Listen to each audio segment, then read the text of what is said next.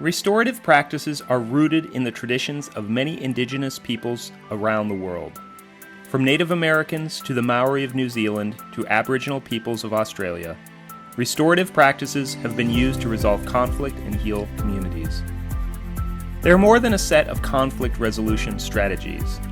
They are philosophy and a way of life. Restorative practices were introduced into the criminal justice system in the 1990s, which led to decreased recidivism in adults and youth, and a decrease in victim trauma. Due to their success, they began spreading to schools around the world. There are many myths and working definitions of restorative practices.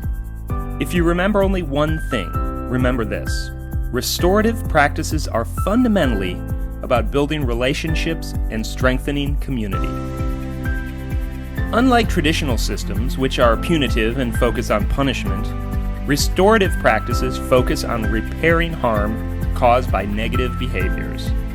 Restorative practices require a shift from a focus on rule breaking and punishment to the impact or harm caused by an action. From a focus on the wrongdoer to giving voice to both the person harmed and the person who causes harm.